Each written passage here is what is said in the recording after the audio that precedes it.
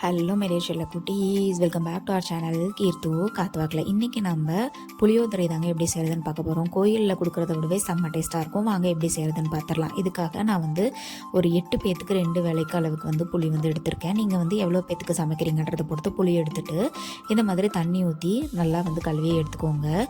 லைட்டாக கழுவி எடுத்தோன்னா பாருங்கள் எவ்வளோ அழுக்கு வருதுன்ட்டு. இப்போ ஒரு சுடு தண்ணியில் இந்த மாதிரி போட்டு வச்சோம் அப்படின்னா நம்மளுக்கு ஈஸியாக புளி நஞ்சிரும்.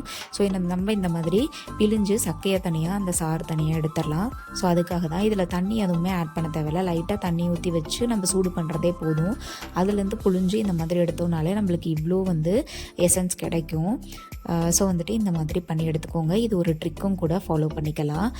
இப்போ பார்த்திங்கன்னா நம்மளுக்கு இவ்வளோ சாறு கிடச்சிருக்கு. அடுத்ததாக இதை தாளிக்கிறதுக்காக என்னென்ன தேவைன்னா, சின்ன வெங்காயம் ஒரு 15, ஒரு 7 வரமிளகாய், கொஞ்சமாக கருவேப்பிலை, ஒரு 2 கட்டு பூண்டு உரித்து இந்த மாதிரி கட் பண்ணி வச்சுருக்கேன். அடுத்ததாக பெருங்காயத்தூள்.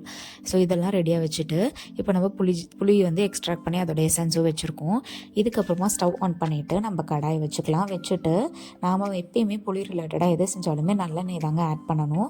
ஸோ அதுக்காக நான் நல்லெண்ணெய் ஒரு 1.5 கரண்டி கிட்ட நல்லெண்ணெய் ஆட் பண்ணிக்கிறேன்.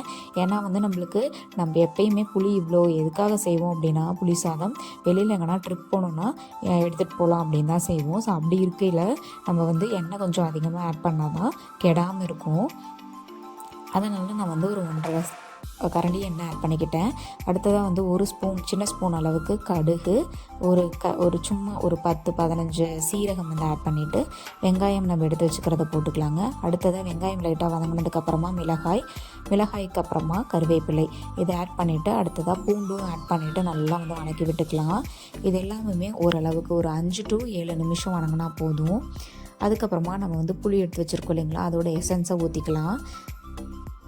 இந்த மாதிரி ஊற்றிட்டு நல்லா கலந்து விட்டுக்கலாங்க. அடுத்ததாக மஞ்சத்தூள் ஒரு சின்ன ஸ்பூனில் 1 ஸ்பூன், அதுக்கப்புறமா கல்லுப்பு 1 ஸ்பூன், அடுத்ததாக பெருங்காயத்தூள் கொஞ்சமாக ஆட் பண்ணிக்கலாம். உப்பு நம்ம பார்த்துட்டு அப்புறமா கூட ஆட் பண்ணிக்கலாம். அதனால் ஃபஸ்ட்டு கொஞ்சம் கம்மியாகவே ஆட் பண்ணிக்கோங்க. அடுத்ததாக கடைசியாக வெந்தய பொடி ஆட் பண்ணிக்கோங்க. வெந்தயம் அப்படியே ஆட் பண்ணோன்னா அது வாய்க்கு வரும், நல்லா இருக்காது.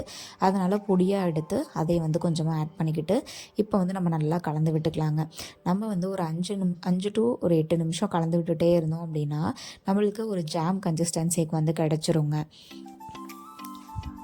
நம்ம எப்பயுமே இது பார்க்குறதுக்கு குவான்டிட்டி கம்மியாக இருக்கலாம்.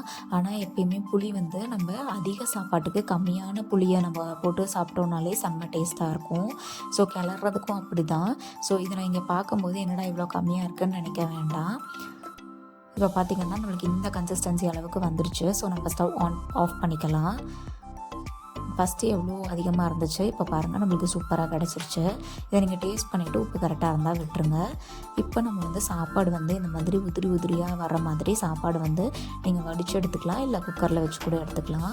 இந்த மாதிரி எடுத்த சாப்பாட்டை நம்ம அந்த புளியில் ஆட் பண்ணி கலரி விட்டுக்கலாங்க. இப்போ பார்த்திங்கன்னா இந்த அளவுக்கு ஒரு வடை பெரிய வடை ஃபுல்லாக நம்ம சாப்பாடு வச்சுருக்கோம். ஸோ அதில் நம்ம செஞ்ச புளி எல்லாமே ஆட் பண்ணால் தான் கரெக்டாக இருக்கும். ஸோ நம்ம அதை எப்படி ஆட் பண்ணோன்னா இந்த மாதிரி கட் ஃபோல்டு மெத்தட் வச்சு அப்படியே கலந்து விடுங்க.